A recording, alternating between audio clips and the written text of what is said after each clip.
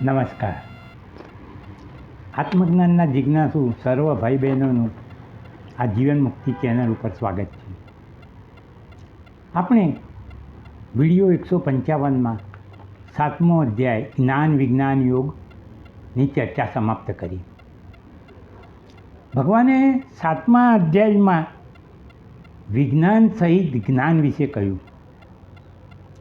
અને સાથે સાથે એ પણ કહ્યું કે આને જાણ્યા પછી આ સંસારમાં એટલે કે જગતમાં બીજું કશું એ જાણવા લાયક બાકી રહેતું નથી. જ્ઞાન અને વિજ્ઞાનમાં સર્વસ્વ આવી જાય છે. ભગવાને 7મા અધ્યાયમાં વાસુદેવ સર્વમિતિ કહ્યું, અર્થાત આ દેખાતું અને અનુભવાતું જળ જગત આખું એ વાસુદેવ રૂપ એટલે કે ભગવાન રૂપ છે. આખું જગત ભગવાન રૂપ છે, ભલે આપણે એને જગત તરીકે ઓળખીએ છીએ. ભગવાને આખા જગતને ભગવાન રૂપ કહી ભગવાનથી અલગ ભિન્ન અને સ્વતંત્ર દેખાતા જગતનો છેદ જ ઉડાડી દીધો.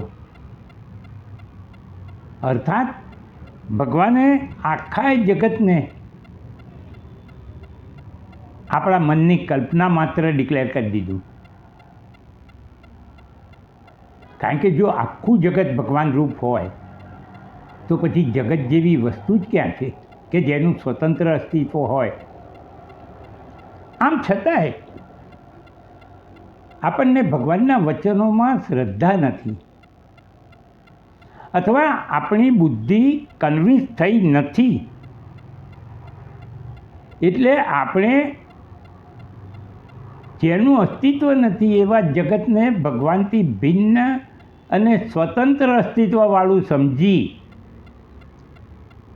તેના પદાર્થોમાં રાગ, દ્વેષ, મમતા, આસક્તિ, કામના વગેરે કરતા રહીએ છીએ અને સંસાર બંધનમાં આવી જઈએ છીએ.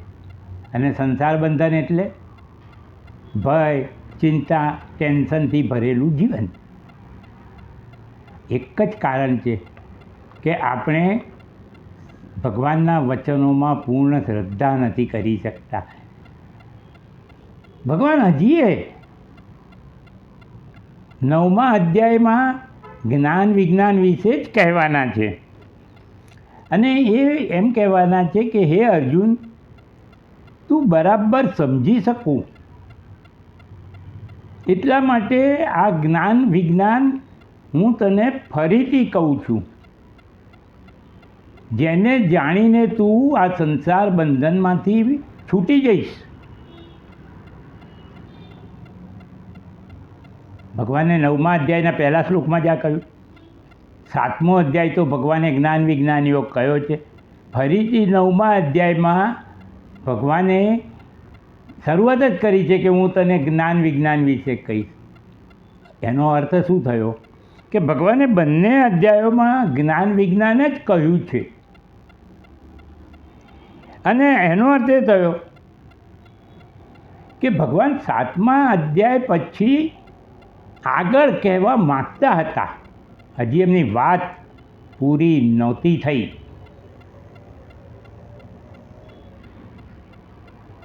પણ એ દરમિયાન ભગવાન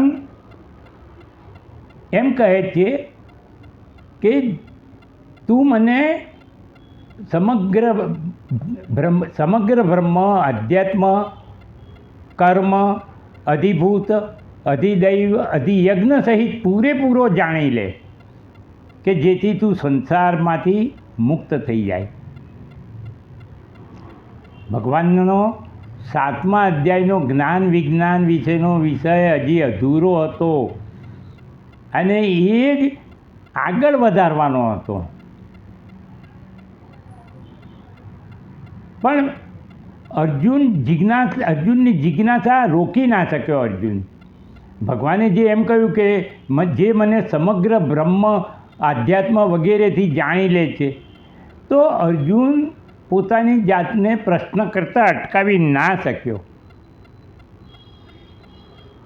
વાસ્તવમાં 7મા અધ્યાયનો વિષય 7મા અધ્યાયમાં જ પૂરો કરવાનો હતો, પણ ભગવાન પોતાની વાત આગળ વધારે એ પહેલાં અર્જુને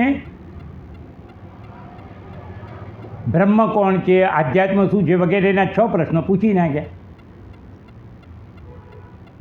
એટલે ભગવાને પોતાની વાત અધૂરી રાખવી પડી અને અર્જુનના 6 પ્રશ્નોનો ઉત્તર આપવા માટે 8મો અધ્યાય કહેવો પડ્યો. ભગવાન 7મા અધ્યાયમાં કહે જ છે અંતમાં કે જેઓ મારા આશ્રિત રહીને આ સંસાર બંધનમાંથી છૂટવાનો પ્રયત્ન કરે છે કે કરી રહ્યા છે, તેઓ મને સંપૂર્ણ રીતે મારા સમગ્ર અંગો સહિત જાણી લે છે. હવે અર્જુનને આવા 6 પ્રશ્નો અચાનક થઈ જાય અને જિજ્ઞાસા ના રોકી શકે એ સ્વાભાવિક છે. હું હોઉં કે તમે હો, પ્રશ્નો થઈ જ જાય. એટલે ભગવાન હવે જ્ઞાન વિજ્ઞાનના વિષયમાં આગળ વધે એ પહેલાં અર્જુનના આ જે પ્રશ્નો થયા એનો ઉત્તર આપવા એમણે એમની વાત અધૂરી રાખવી પડી અને એ વાત પછી 9મા અધ્યાયમાં શરૂ થશે, જ્યારે અર્જુનના 6 પ્રશ્નનો ઉત્તર અપાઈ જશે. એટલે 8મો અક્ષર બ્રહ્મયોગ અધ્યાય એ 7મા અને 9માનું જે કન્ટિન્યુએશન હતું એને વચ્ચે બ્રેક કર્યો અને વચ્ચે આ 8મો અક્ષર બ્રહ્મયોગ નામનો અધ્યાય વચ્ચે લાવવો પડ્યો. ભગવાન અર્જુનના 6 પ્રશ્નોના ઉત્તર 8મા અધ્યાયમાં આપે છે. અર્જુન અને 8મો અક્ષર બ્રહ્મયોગના પહેલા 2 શ્લોકો જ અર્જુનના 6 પ્રશ્નો જ છે. તમે હવે ટૂંકમાં સમજ્યા હશો કે વાસ્તવમાં 9મો અધ્યાય એ 7મા અધ્યાયનો કન્ટિન્યુએશન ભાગ છે. વચ્ચે અક્ષર બ્રહ્મ યોગ નામનો 8મો અધ્યાય અર્જુનના 6 પ્રશ્નોના ઉત્તર આપવા માટે છે. અને અર્જુનને પણ પ્રશ્ન એટલા માટે થયા કે ભગવાને એમ કહ્યું કે જેઓ આ જન્મ મરણના ફેરામાંથી છૂટવા માટે પ્રયત્નો કરી રહ્યા છે તેઓ મને સમગ્ર બ્રહ્મ, આધ્યાત્મ, કર્મ, અધિભૂત, અધિદૈવ, અધિયજ્ઞની રીતે સમગ્ર રીતે જાણી લે છે. એટલે અર્જુનને નેચરલી સ્વાભાવિક રીતે પ્રશ્ન થાય કે આ જાણ્યા વગર હું આગળ વધીશ તો હું અધૂરું જાણીશ. એટલે એણે વચ્ચે પ્રશ્નો કરી દીધા અને ભગવાને એનો ઉત્તર આપવા 8મો અધ્યાય કહ્યો પણ ખરો. અર્જુનના જે 6 પ્રશ્નો છે એ આ પ્રમાણે છે. કિમ તદ બ્રહ્મ, એ બ્રહ્મ કોણ છે? વેદો અને ઉપનિષદોમાં બ્રહ્મ કહે છે, સામાન્ય ભાષામાં પરમાત્મા કહે છે.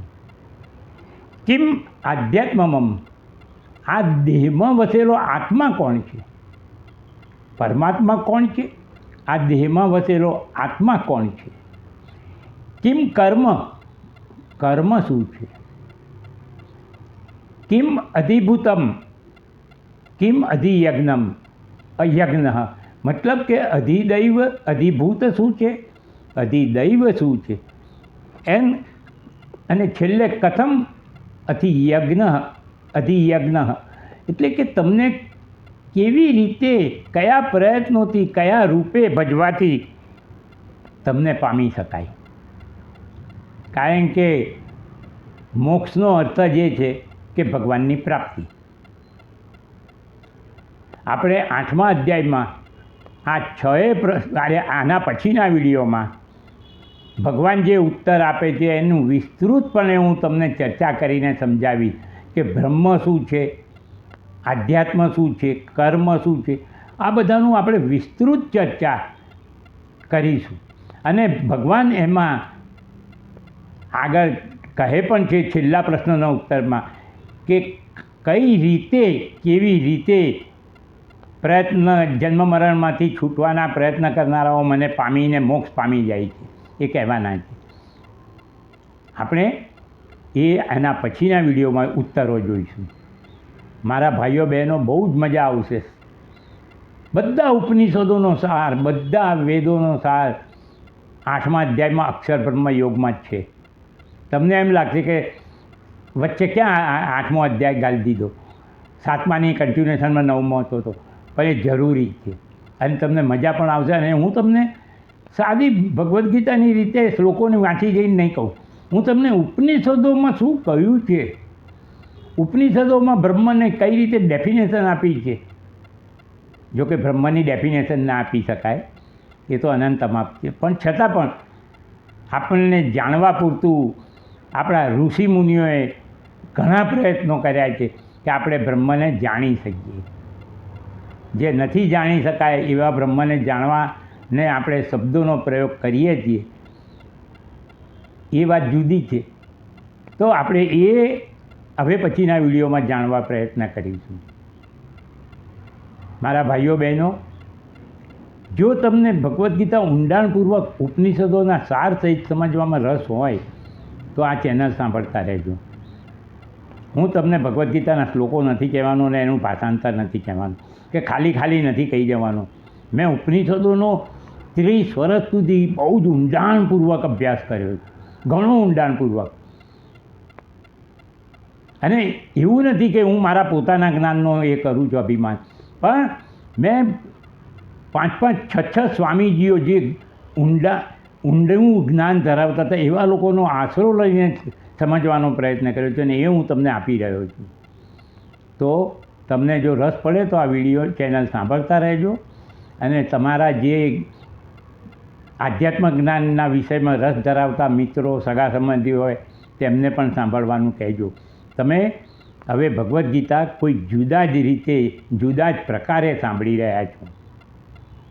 ત્યાં સુધી નમસ્કાર.